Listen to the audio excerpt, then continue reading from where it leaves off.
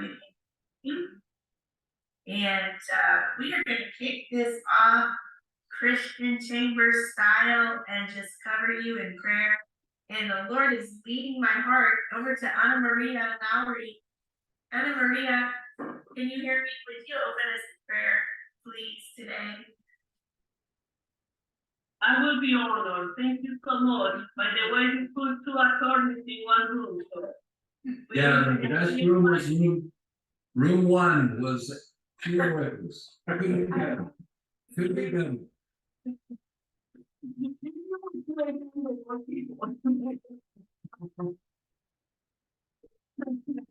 We settled on the pews. Dear Heavenly Father, today is another day that you have created for us. Thank you so much that we continue a conversation, Lord, how we can bring hope, bring being guidance, being an example, being modeling, so ultimately we can be your ambassadors, Father, in the marketplace. Thank you for having Flora here with us. I am very excited about seeing anything that Crystal organized, we are on. We love you, Father. In your name, Jesus, we pray. Amen. Amen. Thank you. Thank you, Anna Maria. Yeah. Well, we are so excited to have Ford Taylor with us today, and what a real honor it is to hear about leadership from the leadership guru himself. If you are not familiar with Ford, his bio, you can probably take a 3-page bio, or you can squish it down to say someone that has been very successful in business. People seek him out, and the Lord just inspired him to write Transformational Leadership, which has been viewed by many and has really impacted many, many people that I personally know, including myself, their life, the way they lead, and the way that they connect with human beings. And so I asked Ford if he would come on today, and he would offer us 3 game-changing leadership lessons plus one. And he so graciously said yes. But he also has said yes to something else which is so special to me, and that is to be the board chair of the U.S. Christian Chamber of Commerce. And so I know, right? Going, yeah. So not only is he committed to seeing this mission propel forward, he wants to help each one of you grow as leaders in your organization from a kingdom perspective. And so, Ford, thanks for being with us today. We're going to turn it over to you, my friend. Thank you, Crystal. It's always an honor to be with you and see some of these familiar faces and some people. So, hello, everyone. You know, I do have in my head the 3 kind of leadership tools I was going to talk about. However, I prefer not to do that without asking you, you know, is there something that you might want to hear about today? Is there something you're going through, or any leadership tool, skill that you might want me to talk about, as opposed to something I have planned? So, if you will, raise your hand, unmute, and let me know what that is, and I'll do the rest.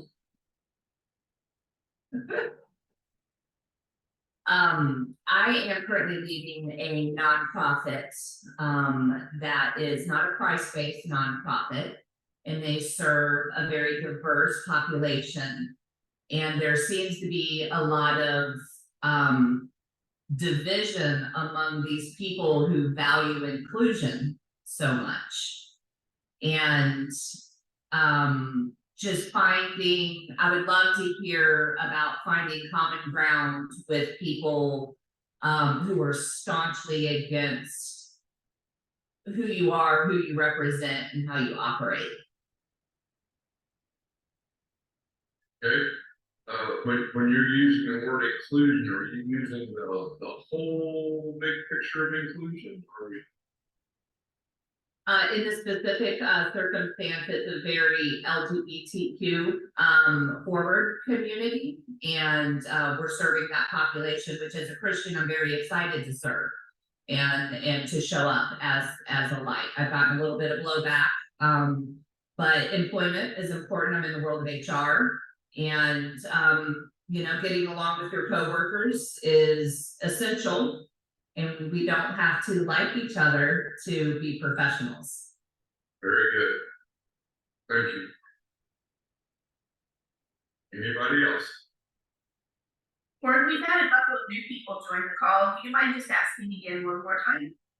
Yeah, so I had planned to share 3 specific leadership tools that I think are game changers. But I asked the question first, is there anything that you might want to hear me talk about that might be different than the 3 that I was going to share? Because I'm going to give you what you what your needs are more than what my needs are. So is there something, and that was a great question. Is there anybody else that might have a question that you might want to hear me share about?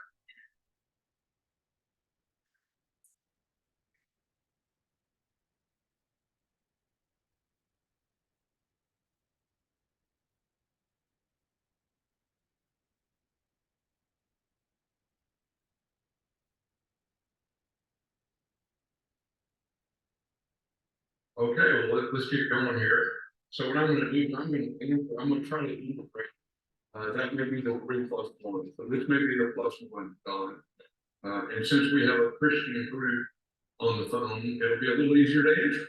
And it might be trying to be plain glass. So I'll go stained glass on there. That's okay. All right. So I'm going to share my screen. So I think I'm going to share my screen.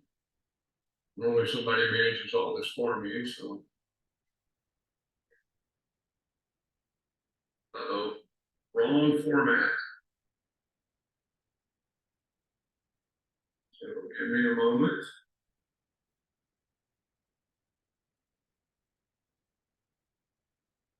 We're gonna try it again.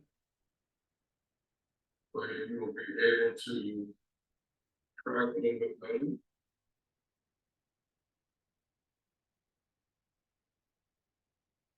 There we go. So the first thing I'm going to talk about, now I can't find y'all, I can't see you anymore. Oh, there you are. We don't have the screen, just so you know, or You don't have it? I don't. Try it. Okay. How about now?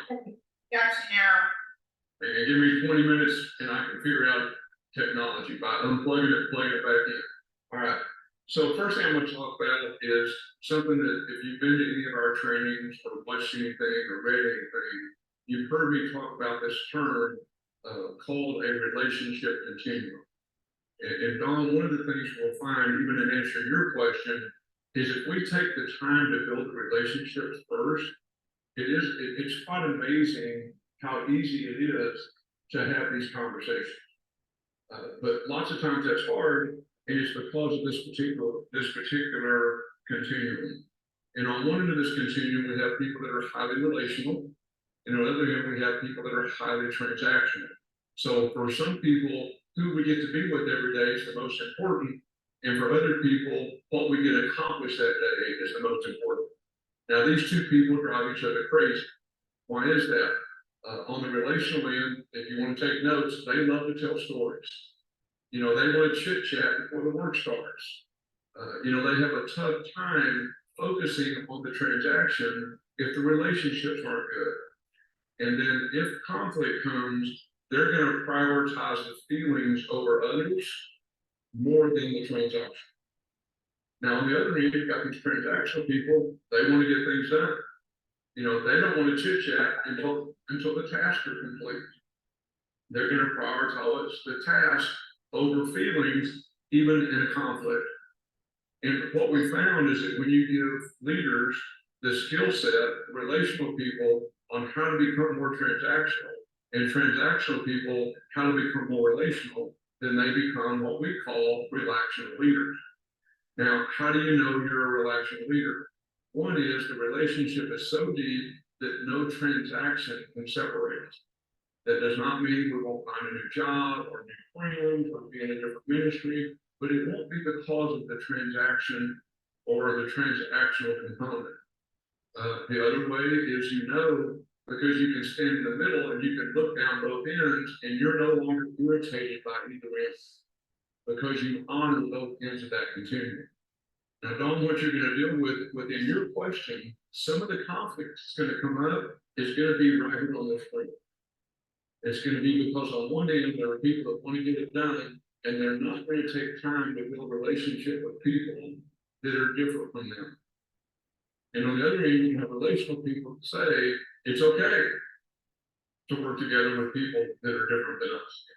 So this is one of the major things that we see that are game changers in marriages, companies, government, schools, to acknowledge this reality and to honor the people that are on a different place on the continuum than you are. So if just the awareness of this has been a game changer for a lot of people. Okay, the other tool I'm going to show you quickly. I wish we had time to really go deeper into this one, but we don't. But I'm going to show it to you, and if you want to go deeper into it later, Crystal is going to give you the opportunity to do that in a different format. And that is the thing that we call the social covenant. And a social covenant is a conflict resolution tool that we get told over and over is the biggest game changer of anything that we teach in transformational leadership. Now, one thing I do want to ask you all to do is if you have a question, if you'll raise your hand. I can't see everybody because I'm sharing my screen, but I'm hoping you can, that somebody's got a whole screen up and you can just yell at me and say, stop, there's a question. Is that okay with everybody? All right.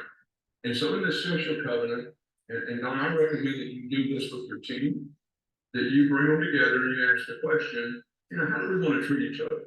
And you're going to hear words like respect and love and honor. And again, Crystal's going to give you the opportunity to go deeper into this after this, should you choose to. And then you ask the second question, assuming we could agree on how we're going to treat each other, how would we deal with it if one of us breaks that agreement? Now, I recommend that you give your team time to discuss this, but in the end, pretty much 100% of the time, that second question gets answered the same way. Go one-on-one. If that doesn't work, bring somebody or two with you and try again. If that doesn't work, we'll put a team together and have this issue judged to find out, who's right or who's wrong in this particular situation. And then if whoever's wrong is willing to apologize, they stay in the group. If they're not willing to apologize, they're out of the group. I mean, it's a simple concept. A lot of people struggle with conflict, but because I believe that conflict is not bad, okay? I believe unresolved conflict is bad, but conflict plus resolution leads to unity, engagement, and productivity. And so that takes a mind shift from most people to realize that conflict is an opportunity for resolution, which leads to unity, engagement, productivity, instead of it's bad. Now, if you want to take screenshots of anything, you're welcome to. Crystal's recording it so you can have it later. But you will see when people are in conflict, they typically fall in 5 categories. And you can see they're on the screen. Sulkers, screamers, pretenders, litigators, which means someone is right, they're always right, someone has to be right, someone else wrong. And we all know in conflict, there's 3 sides to every story. There's your side, there's my side, and the truth. And what we try to teach people is if you can learn to give up your need to be right without losing your passion for truth, conflict is really easy to resolve. And then you see the 5th category, which is what we're all told to be, which is peacemakers. And peacemakers are solution providers. They don't sulk, they don't scream, they don't stuff, they don't litigate. They just go in and say, you know what? The relationship is more important than the conflict, so let's resolve it. Now, one of the things that people are not taught is when you go to a person and feeling that they've done harm to you is how to approach the other, how to approach that person. And what we say is, number one, go in humility. And as James shared with you, he's really working on this one. I'm teasing James, okay? No, but you go in humility. James and I have a lot of fun with each other, and y'all will find that to be the case. As Jeff said early, when he got on, and I joked with him, I have a very dad joke sense of humor. And as Crystal knows, I became a granddad 6 weeks ago. Some of the jokes have gotten worse. I mean, I tell granddad jokes. But anyway, so number one, you go in humility, which means, can I share something with you? I may be wrong. This may be me. It may not be you at all. Number two, you go in forgiveness. Now, that doesn't mean you say, I forgive you, because you can't be wrong and say, I forgive you. But it's a place of the heart. In other words, for us to resolve this is more important than for me to be right. You know, our relationship is more important than our conflict. Number three, we go in love. And here's a very specific definition of love in this case. I care more about you than I care about how you feel about me. And all that means is I love you enough to share this with you just in case it could be impacting your marriage, your job, your relationships. I'm going to take the risk. And then number four, we go with 100% of the truth, which means we go with the truth and the facts, because sometimes the truth and the facts are not the same. The fact happened, but the truth around it may not be the same lens to both people. We found that when you approach someone this way, that 99% of the time, conflict is resolved. Remember, give up the need to be right without losing the passion for truth. And just so you'll know, you'll find a lot of peace in your life if you can do that. Now, what most people do is they gossip. You know, they don't go to that person, they go to other people. And so a very specific definition of gossip is when you say something negative about someone to another person who's not part of the problem or part of the solution.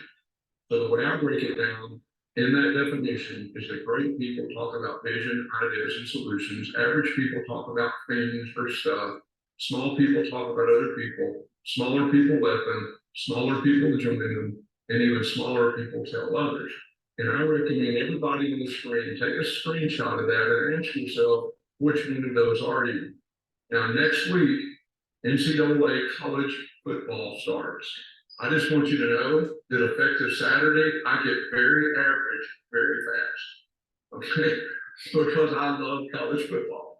Most of the time, I'm talking about vision and ideas and solutions and helping people. But during college football season, I can quickly go from doing those top three things into talking about specifically the SEC college football. See there, I can't even avoid it on here. Now, I believe that gossip may be the largest undiagnosed addiction in our world today. I truly believe that. I believe gossip is the biggest hindrance to building trust and productivity in organizations around the world. And I believe if we learn to stop taking offense and we stop gossiping, we can change any organization in about 48 hours. So what we tell people in this social covenant, maybe if Crystal's willing, I'm willing to send you a template of that later, but you'll see in there that we tell people that if you gossip to someone, you tell them immediately you got 48 hours to go tell that person that you gossiped about them. And we put that in organizations. Now, one of the things that we found that completely is a game changer for people is an appropriate way to apologize. So if you're wrong, if you've got an issue in your marriage or an employee or a coworker or a neighbor, if you can just find 1% of something that's your fault, even if it's 99% them, if you can go apologize for that 1% this way, you'll be amazed how fast relationship is restored. And number one, you state your part of what you did. You don't bring up what they did, you say, I did this. Number two, admit you were wrong. 3 simple words, I was wrong. Number 3, either I am sorry or I apologize. And the reason we say one or the other is a lot of people were raised in homes that they were told, football coaches or school teachers, they're a sorry little son of a gun. And if that word is a tough one to use, just use the word I apologize. Then you ask, can you forgive me? Or will you forgive me? Or will you when you can? Because that takes the pressure off of the other person. You've now done your part. I believe forgiveness is the best kept secret in Christianity. I've been saying that for 20-something years. You now can read research on what happens to your body physically, emotionally, mentally, spiritually when you forgive, how much healing you get. So that research wasn't out there 20 years ago, but it is now. Number 5, I give you permission to hold me accountable not to ever treat you this way or anyone else this way again. And then for the kicker, is there anything else you want to talk about, or is there anything else that I owe you an apology for? And I think you'll find if you have a conflict, and I can share story after story on this, but if you have a conflict anywhere and you can take responsibility for your part, I think you'll be stunned how fast you can resolve that conflict. Okay? I just call this rules of engagement. Don't say, I would like to apologize or I want to apologize. It just means you have too much arrogance to actually do it. Actually, the truth is, we've been trained to do it that way. It's a habit for people. Remove those words and what's the difference? No ifs. If you put an if in front of your apology, you're not doing the 6 steps that we just talked about. If you have to put an if, you've invalidated your apology. Number 3, no explanations. Don't talk about you had a bad pizza the night before. Just don't explain it. When you do this well, people will actually ask you at the end, were you okay? You don't have to explain it. Number 4, no expectation of an answer on forgiveness. Number 5, if someone apologizes to you, don't respond, that's okay, don't worry about it. That's taking something that they felt like they needed to do and you discounted it. A lot of people do this. Good transformational relational leaders just accept that they apologize, and if they ask you forgiveness, again, don't say don't worry about it. Immediate response: yes, I forgive you. Your body will heal, theirs will heal, and relationship will be restored. Number 7, don't apologize for something you didn't do. Now this flies in the face of the church, but if you didn't do it, don't apologize for it. Why?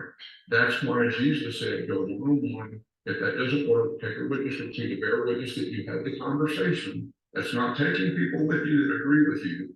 It's to bear witness the conversation took place. Because if you take people that agree with you, you've already been gossiping. Okay, and then number 3, bring it before the you like that, did you know? Okay, you ready? So you take it before, and again in the Bible, the word uses church. Okay, but the word is actually ecclesia. Okay, 112 times in the Bible, the word ecclesia is translated as church. 3 times it's translated in the actual Greek definition, which is assembly of decision makers in the marketplace. Okay, and so you bring a group together, an ecclesia group, to judge the matter. That's why you don't apologize for something you didn't do, because if you do apologize for what you didn't do, they will always see you through that lens of negativity, even though you didn't do it. And don't apologize for how you made someone feel. In other words, apologize for your behavior. If I go to Crystal and I say, I'm sorry I offended you, she may say to me, you didn't offend me. You don't have that kind of control over me. Now whether she chooses to get offended, that's up to her. And so just be careful that you don't apologize. So there are some rules of engagement, but of all the tools we teach, this is definitely in the top 5, but it's probably the one that we get the most feedback on globally. This was a game changer in our organization. Now, I just want to, when I share the word organization, I'm talking about any time 2 or more people are in a relationship. It's real simple. And when I talk about leadership, I'm talking about influence. Okay, and we all, in this call, in theory, we all have 5 areas of influence. One is we influence up. That could be to our boss, our parents, a football, the coach of a team, but we influence up. Our second area of influence is across. That's with our peers, that's our coworkers, our next door neighbors, our teammates. The third area of influence, and I don't have time to explain this, so I'm just going to use the word down. I don't like that word, but that comes out later in the training. But that means that's our children, that's the kids we coach, that's the kids in the classroom. And then the fourth area that most people don't think about is we have influence with ourselves. And lots of times we don't have influence globally with others because we really haven't taken the influence on changing ourselves. And the fifth area of influence we have is influence with God. And lots of times we lose our influence with God because we don't take control of our influence with ourselves. Therefore, we don't have influence with others.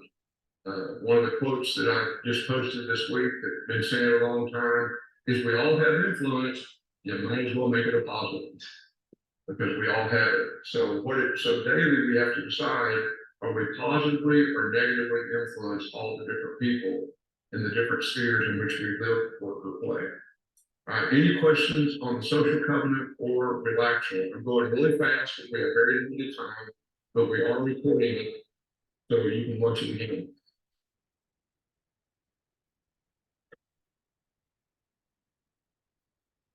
No. Okay. I'm going to keep going here. The other tool that I would say that we get a lot of feedback on is something, positive feedback and game changer. That we use this for individuals, we use it for marriages, companies, and if you were at the City Impact Initiative that we just did, we actually even use it for cities on how to write something that has a common language. So when you write your VP motion, that stands for vision, purpose, mission, objective, strategies, and action plans. But you don't start there. You start with your tombstone. What would you like your tombstone to say? If people walked up and saw it and they said, yep, that's Ford, what would you want it to say that they would shake their head and go, yeah? After you write your tombstone, write your obituary or your eulogy. What do you want your children to say about you? What do you want your co-workers to say? What do you want your next door neighbors to say? The people you go to church with, the people, your employees, your employers. Make a list. What would you want them to say at your funeral? Once you have that, write down a number of values that if you live those out starting today, all the way through the end, that people would say that about you at your funeral. Once those three are done, do those three first. Set aside time and just focus on those. Now, when I did my first one in the year of 2000, I had just come off of cheating on Sandra and didn't know how I was ever going to share that with her. And so I literally sat down and did this myself. And I ended up in a fetal position on the floor. Because the things that I wrote that I would want her to say about me, not a chance that would have happened back then. But it set me in a trajectory on how to change the way I did marriage, how to change the relationship with the people around me. So I would encourage this. It's a big, if you end up on the floor like I did, cry it out, get up and keep going. Once you do it, then you write your vision. You just did it. God said, well done, good and faithful servant. What is it? What is it that you're on this earth to do? And write it on a piece of paper. Number 5, why? Why are you doing that? That's the purpose. Okay. The next one, which I believe is the big one, is what I call the mission statement. Now, if you brought 100 consultants in, they would give different definitions to these 3 words. So don't get bound up in the semantics. I just encourage you to answer the question. What is it that you're willing to do that others may not be willing to do to accomplish that vision with that purpose? So that living out those values, people would say that at your funeral and they would see your tombstone and go, no question, that's who that is. Now, once you have those 3 done, take some time, do those.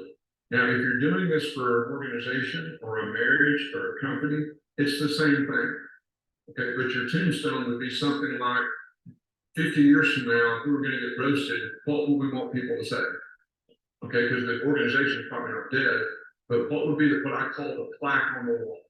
What would we want them to walk in and read it and go, I remember that group. That is exactly who they were. And then do the same thing, write a eulogy. If you're in a ministry, the people you serve, what would you want them to say? The people that work there. So it's exactly the same process. What values would you want to use? It's the same thing. And then write the vision, purpose, and mission for the organization. My favorite ones of these is to do them for marriages. We've seen so many marriages saved that were on the edge of divorce by going through this process. And I tell them, imagine you're in the car and you had a wreck and you both died at the same time. You're going to get buried on top of each other. Now do the same thing. What would you want that tombstone to say about your marriage? What would you want the children to say about your marriage? So it's the same in all 3 categories. Then write down clear objectives, strategies, and action steps that would accelerate you towards that. And I recommend starting with 12 to 18 months. Now, I'm going to give you what's not on this PowerPoint, but I would break the objectives down. If you want to write this down, you can just draw 4 quadrants. I would break it down into 4 quadrants. Okay? One of those quadrants is family. What are your family objectives? The next quadrant is your work life. Okay, you're going to find that when you hear me speak, you're always going to hear me say life-work balance, not work-life balance. Work is a part of life, life is not a part of it. Okay, and so you're going to do your work life, your income producing, whatever that is. Then your third quadrant is going to be your health. And that health is broken down into 4 categories. That's your mental health, your emotional health, your spiritual health, and your physical health. And so that's the four categories when Jesus says, love God and love others this way, emotionally, physically, mentally, and spiritually. And then the fourth objective, the fourth quadrant is community. Where are you going to give your time away? You know, there's no pay, there's no work money coming in from it, but that's where you're applying your time. What you'll find is if you'll do this BP MOSA and balance it in those four areas, you'll be amazed how peaceful life is. It does not mean they're equal, it means they're balanced. If you're a young parent with young children, your community box should be very, very small, and your family box should be a lot bigger. Now, you'll also find that as you walk this out, that you can be operating in 3 or 4 boxes at the same time.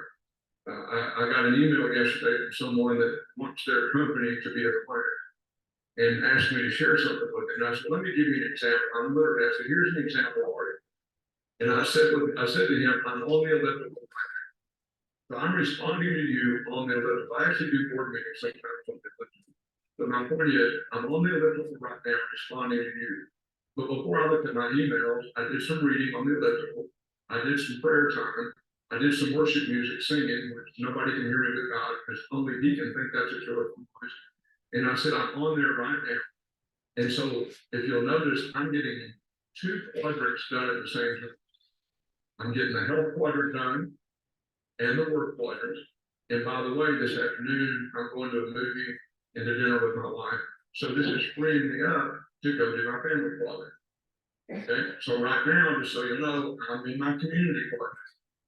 But see, I always know when I'm doing stuff that which quadrant I'm in, and is it a part of the vision? And if you go look on my website, you'll see the vision purpose mission statement. And when I published that in 2020, even though I wrote it in 2000, the VP era, we did it because of COVID, because we couldn't get out. They told me I had a place to post the podcast. I didn't know that. I probably would have said no to the podcast. But you know, people read it and said, "Oh, you make sense now." You know, when they saw it, they went, "All this confusion we've had, it makes sense now." All right, so those are the 3 tools I would show you: relational, the VP MOSA, and the social covenant that have been real game changers. Now I'm going to pause for a minute in case anybody has a question, and I'm going to go to the +1, which was Dawn's question on how do we deal with this inclusion issue. Any question on those others?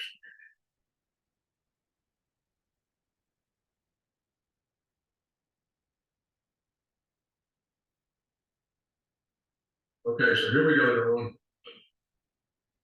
Dawn. This is an area that we call core beliefs. What is a core belief? They're so much a part of who we are that we filter our life through those things. Some people say that we hold them so true that we would go to our death to defend it. So what you're dealing with in this inclusion issue is our core belief issues. Okay, there are people that have a core belief that marriage is one man and one woman. There are people that have a core belief that it's a union of any 2 people. That's just their core belief. And so what happens is we end up arguing and being divided over these core beliefs. So when I ask people, number 1, what are your 3 or 4 beliefs? We all have. And then ask the question, does your behavior line up with your core belief?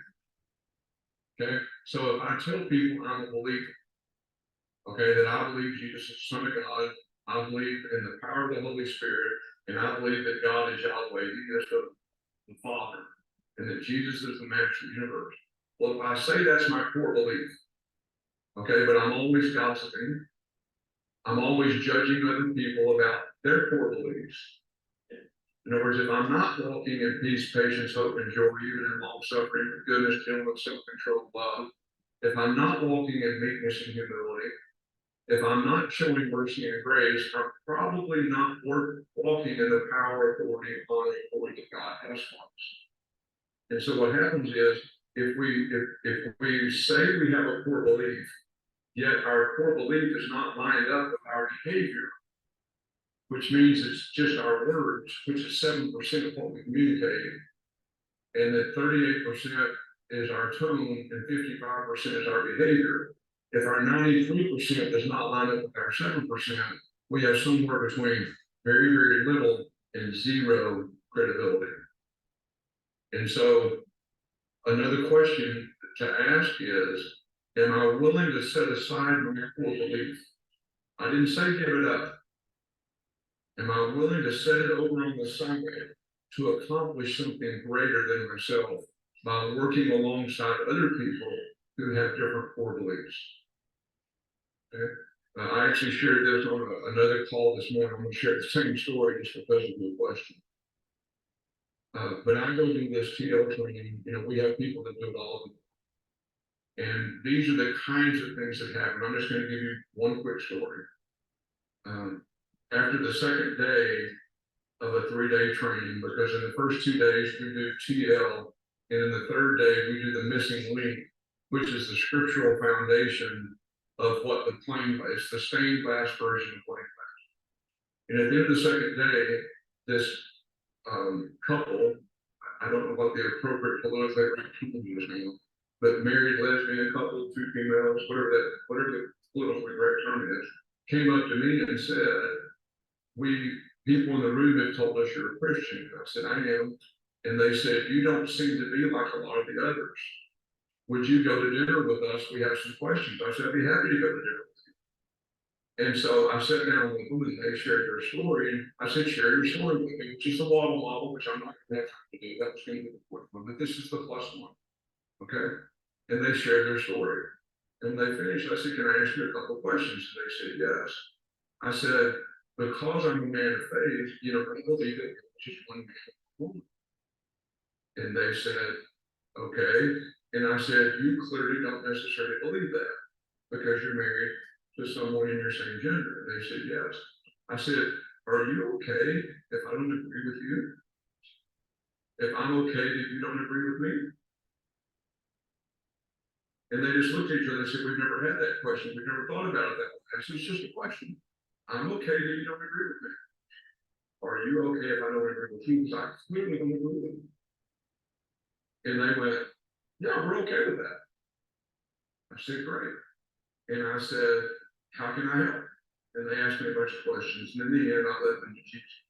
But the difference is, if you start with judgmentalism, odds are you're never going to get the chance to share your faith, because if you're not living your faith, it's very difficult for people to want to hear from us if they have different core beliefs than we do. And so, I get told all over the world, you get away with saying stuff that we just don't get away with. And I said, well, it's probably because of the way you say it. It's probably not any different than what I'm saying and what you're saying. Because I'm very open about it. I do, I'll say things like, if you take a child to the counselor and they say, I want to cut off one of my fingers because I want to identify as a 9-finger person, that counselor would say, we need to get you some help. And everybody goes, that's true. I said, yeah, if they go and say, I want to cut off my penis, you're a brave child. All I'm saying is help me with that. If you're okay with them cutting off their finger, then I'm okay with them cutting off both. But if you're not, just help me understand. That's all. That's all I'm trying to do. Is help me as a person to understand. Not that I'm judging you for it. Just help me understand it.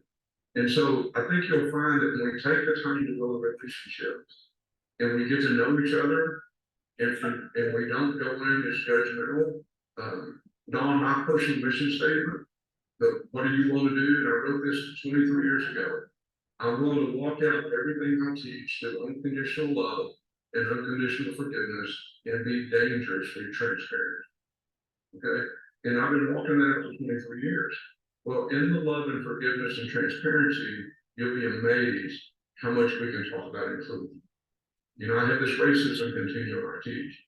Okay? On the difference between racism, conscious bias, unconscious bias, ignorance, and zero bias at all. And I tell people, I only know one person has zero bias, his name is Jesus. But the rest of us are on this continuum somewhere. And I can't tell you after I do the full teaching on it, how many people that may vote different than me, that may look different than me, come up and go, if we get you on CNN, would you teach that? If we get you on Fox News, would you teach that? My point is, when you explain it in a way that people can hear it, whether it's the transgender issue, the gay marriage issue, the racism issue, 50 others out there that we're dealing with, then you can stay at the table and have the conversations. And when that happens, our influence goes up. And when our influence is positive and goes up, you'll find that a lot less conflict takes place. But if conflict does take place and your organization has that tool in place, you have a way to quickly go after it and resolve it. And if you as an individual or organization, if you have the VP Mosa guy, you have a common language with a common vision that people are going after that common purpose together. And when that commonality happens, it's a lot easier to head in the same direction. And if we understand that some people are like us in the relation transaction game, and probably based on my research in the last 15 years, probably 95% of couples are opposite in marriage.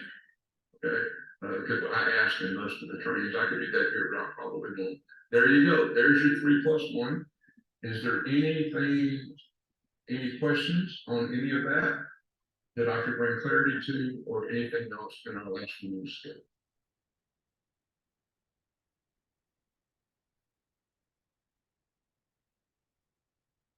Any That questions? was amazing, thank you. Yeah, you can see Crystal's frozen, so she's asking you to take over as host, and she will probably not come back because her computer's frozen, and she's afraid she's going to kill the whole thing if she comes back. So, Ford, amazing as always, really, really deep and beautiful. I was only exposed to the Ford's transformational leadership training in the last, I would say, 2 years, and something that's really been powerful for me has been pre-forgiveness in a dispute. I just think that whole notion of forgiving before you even talk to the person, for me, just sets a tone. I wondered if there's anyone else that has been exposed to Ford Taylor's teaching on this that would like to share maybe a testimony of how it's helped them. Jeff, maybe? Yeah, so one of the things that really stands out for me and my organization here at Bank of America is the social covenant. When I first took over the role as financial center manager here, I was actually in training at another financial center, but I got a chance to come out and meet the team. And we started the engagement of how do we want to treat one another while we're together. And so I went back to my training center, and in an email format, we just started answering that question. And then when I got here full time, we actually put it down as a covenant. We all agreed to it, we all signed it. And then we talked about, so what happens when we don't, right? Because that's gonna happen. And we had that great conversation about going in love, going in humility, going with pre-forgiveness, going with 100% of the truth. And we also talked about going one-on-one to the person rather than gossiping. That was a part of our social covenant. And I always do what Ford does. And I'll leave that off of the list and say, if anybody can get this, I'll give you a $15 gift card, because nobody ever gets it. And they're trying to guess and guess and guess. And finally, we get the social covenant nailed down. And I'll say, well, I'm going to add one more, and that's no gossip. And everybody goes, ooh, that hurts, right? So, and I agree with Ford. If we were able to deal with that issue of gossip in America, we could really change the culture of America.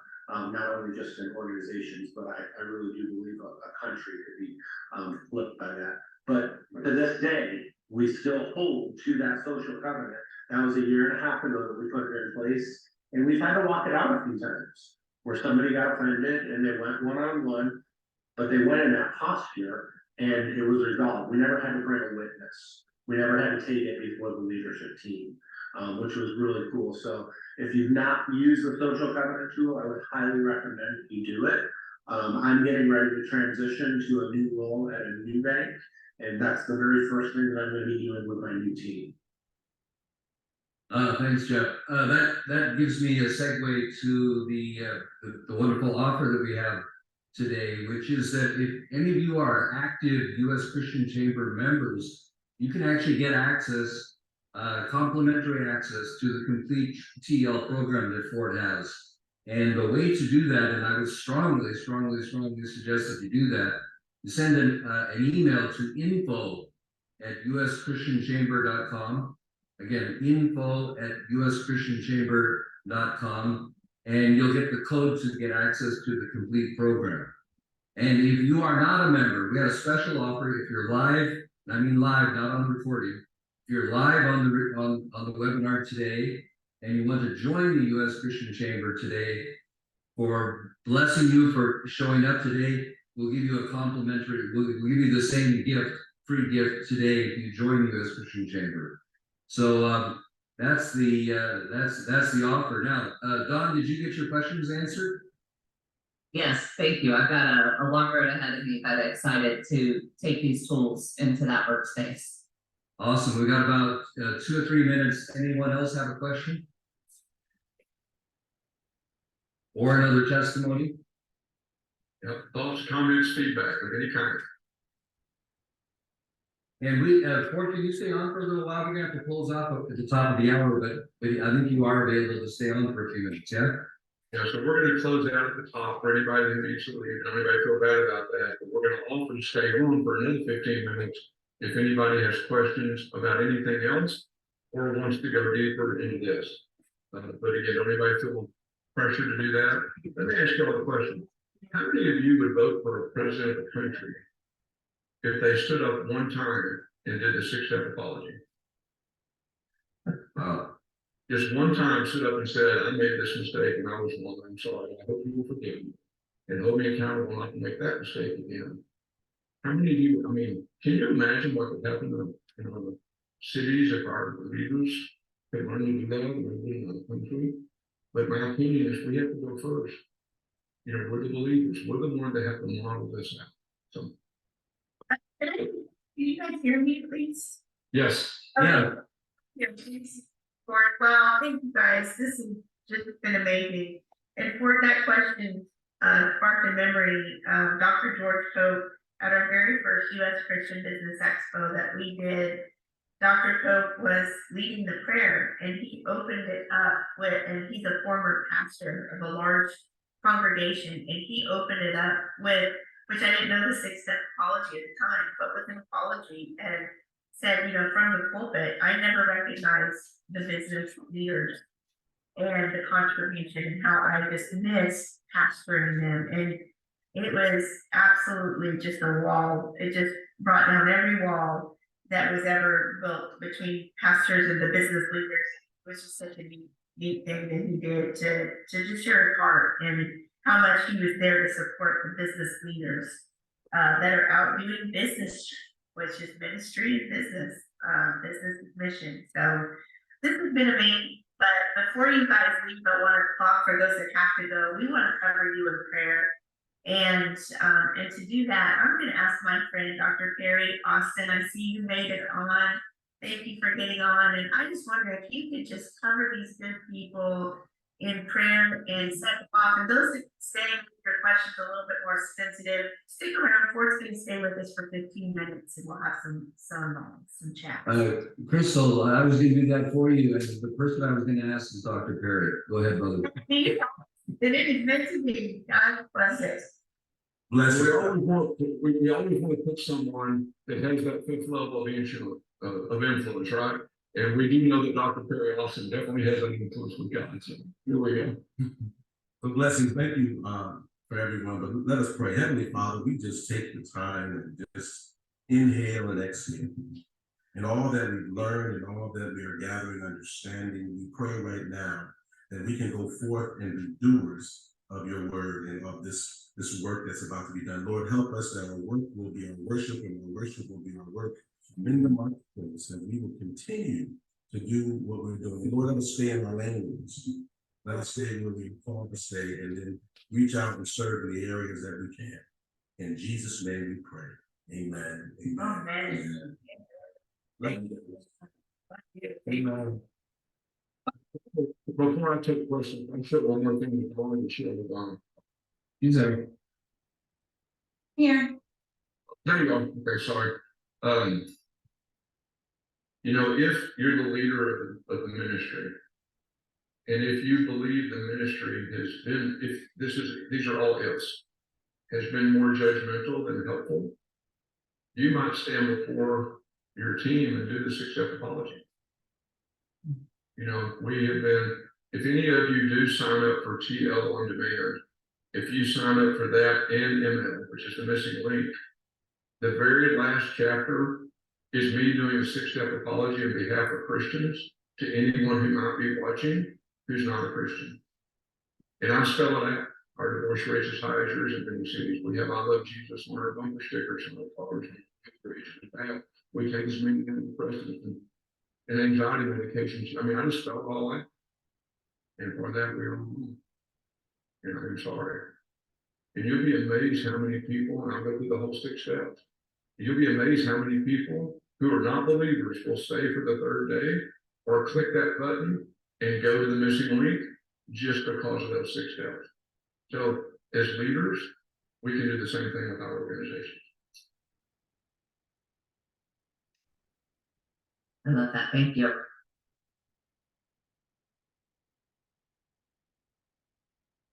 Or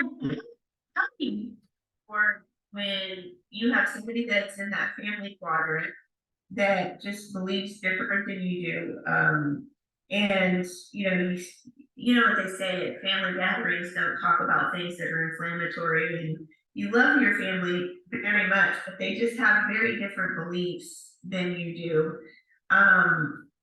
And you don't want to inflame the situation or create harm or bad feelings. How do you recommend something like that? And it's not where you have hurt their feelings or, but you know that they want to drag you into a conversation that is just in opposition of what you believe. What do you? Let's be specific. Let's talk about. Okay. And pick a subject. Let's talk about race. Well, it's one of them that is fresh to mind is abortion. And, I have people in my family that think that that's an okay thing and really feel that the woman's rights are being taken, from them. And it is just that, and this individual in my family knows that it is a very sore subject with me. I do not believe that. And so instead of, just choosing to not talk about it, this individual who I love greatly will just come and just throw gas on the fire. And I'm very passionate about this subject. So how do you handle that when someone's just taking a fight? Write it down. Everybody write this down. I hope that 100 years from now, this goes down as the Ford Taylor's greatest quote of all time. I'm joking. Write this down. You ready? Learn to give up your need to be right without losing your passion for truth. And if you can find that place in your life, there will be no fire to throw that on. There'll be nothing to throw the fire onto. Okay? The way our family handles those conversations, and I mean, pretty much all of them, but I'll use the example around the COVID shot. I did a lot of research with scientists worldwide, and I did global work doctors. And I sent the research to my family, all of them, and said, here's the research that's pro-COVID, here's the research that's pro-shot, here's the research that's anti-shot. We're all adults. Everybody make your own decision. We will not be separated by this, no matter what the media tries to do to us. Is everybody clear? 2 of our family did it, the rest didn't. But the point is, you all are adults. You make your decision. In other words, if you don't want, if let's just say my mom that didn't do it, and you don't want me to come to your house because I didn't do it, it's your house. You have that right. But most of us aren't willing to walk there. And I feel abortion is the same way. I have no issue on giving my belief on abortion. But I got news for you. I will not argue with you. You cannot draw me into that. I have no issue. I mean, I've shared my views on racism in our lily white rich neighborhood in Ohio. And my wife, after the dinner party on the way home, said, honey, please don't do that anymore with our friends. I said, Because I said to him some stuff that's truth. I can show them it's true, but most people that look like me have never heard these truths before. They've never been explained. And when they hear it, they go, oh my. But my point is, I won't argue with you over it, but I'll listen to your view and you listen to my view. Why? I'm going to set aside my core belief so that we can advance the kingdom of God, so that we can lead people to Jesus. This is easy for me. It's not that I'm going to give up my opinion on abortion or racism unless somebody brings me any research. Okay? You know, I shared with the church 15 years ago, we will lose this argument if you don't stop arguing in the lies. Up to 1.7% of all babies born in America are born with those sexual parts. If you keep arguing that they cannot be born this way, we will lose this argument. Why don't you concede to the scientific research so we can concede to the research so we can win the debate on this issue? But we don't even look for ourselves. You know, we hear it, then we argue it. And so I would say, Crystal, just get to a place where don't change your views on abortion. You have every right to your view. But why is it that you don't believe that your family has their right to their view? Because they're wrong. No,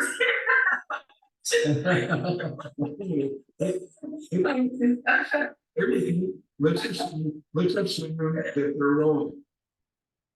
Can we assume that for a moment? okay. That God be God. Yeah.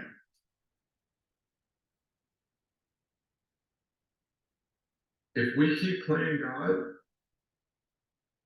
I'm telling you that the trajectory our country is going right now, we're going to lose our country. That's my core belief. There's only one way to save it. That's us. I mean, that's Jesus living through us. And if we keep doing the same things we've always done for the last 200 years as the body of Christ, we're going to keep getting the same results. So Ford, would that be a statement back to them once they, start to poke you about it? I think we've established that we don't see eye to eye on this. I love you very much, and this is just not a point that I'm willing to discuss. Is that what that looks like? You're my family, and you have every right to your opinion. Right. That's it. Okay. Because if I say that, why would they look? My family, I think Sam's in, she can confirm this. I don't know if you saw her. She was on the treadmill behind us. I was trying to keep her covered. She runs mental doctor stuff. Because I'm helping Brian if she was helping. But anyway, in my family, our culture in our family, and I didn't even know what the word was. I didn't know the definition because it was so much in my culture. Passive aggressive. I had no idea what that even was. Okay. Because I mean, I was that, but I didn't know I was that because it was just our culture. We argued about everything, right? Well, once this light bulb came on, and I started walking out the things I'm showing you, I quit engaging in all that. Well, I had a cousin who got married, second wife. They come into the room, and our family's arguing, and I'm just sitting there, and she's like, I'm sure the same way Sandra was when she first came in the family, like, what in the world? When it calmed down, our family can all just pick a subject, they'll argue with the sheetrock. Anyway, and so when they all calmed down, I looked at her and I said, yes. Okay. And I threw a hanger grenade in the middle of the room so they get going again. And of course, I just threw it out there so they got arguing again just so she could see it. And she looked at me, she said, with her mouth, you're so bad. But my point was, trust me, I see it. Okay. I see that you see it. You don't have to engage in it. And I'm saying that to all of us. We don't have to engage in those. I just tell people, you want to discuss theological issues, happy to discuss them. You want me to argue with you over it? It's just not going to happen. It's just not going to happen. Can I share too, you're hitting the nail on the head, because one of the areas that God is calling me to is this whole debate about women and men in leadership in the church. And when God first called me to that, and it's been some years ago now, the question is always, what are your thoughts about these scriptures? What do you think about this? What do you think about this? And it's always been, my approach has always been, and I know it's from the Lord, I'm not here to debate the scriptures with you, because they've been debating scriptures since the beginning of time. And there's no way to prove who's right on any of these issues. But what we can talk about is it working the way you're currently doing things? In your church and in your family, if you continue to stifle women, or if you don't allow women to be fully who God has created them to be, is it working? And that's where I want to have the conversation, and that's where you begin to see people open up, because you can't beat the facts about what's happening right before you. So Nicole, it's interesting that you brought that one up, okay? I've been invited to 2 national meetings. One was with Mission America on this subject. The other one was with the Billy Graham Mission on this subject. And people ask me, how do you get so far with these people? I said, number one, I try to model what Jesus did. And what did Jesus do in conflict? He asked questions and he told stories. Okay, and every once in a while he just zinged them with the truth. But rarely did he do that. Most of the times it was stories and questions.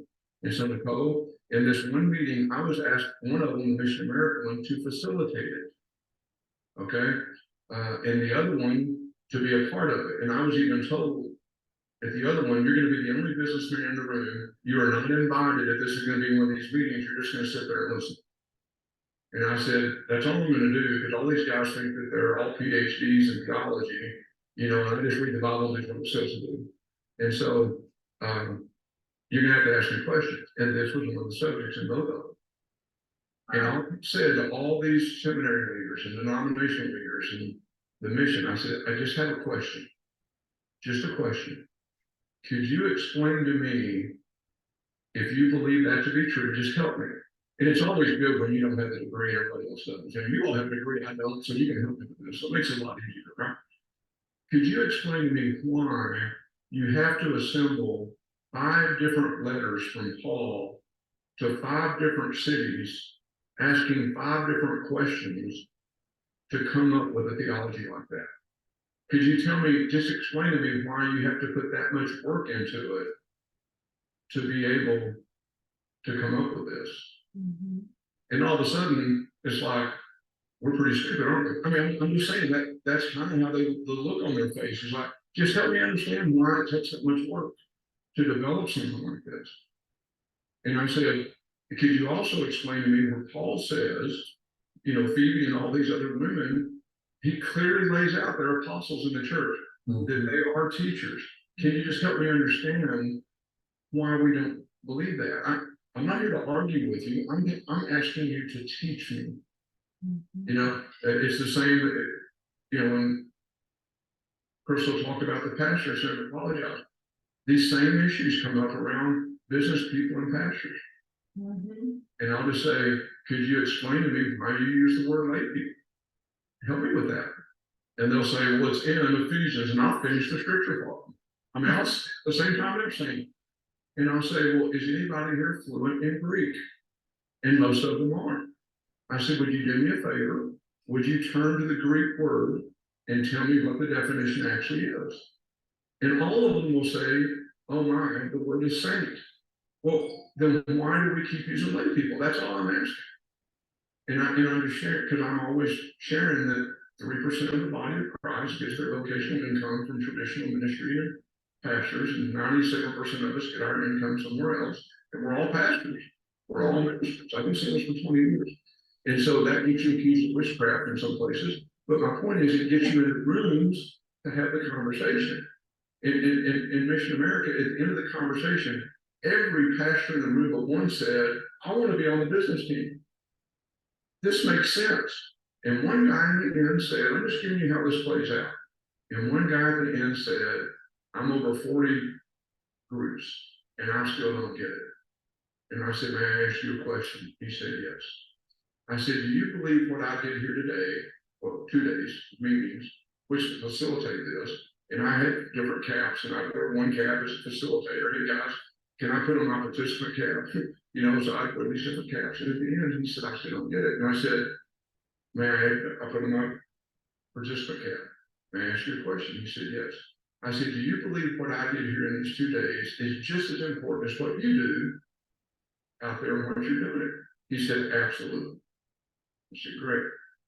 I said, do you believe that the taxi driver in New York City, who is called by God to be a taxi driver, he's called by God, that is what God has called him to do. Do you believe his role in the kingdom is just as important as yours and mine?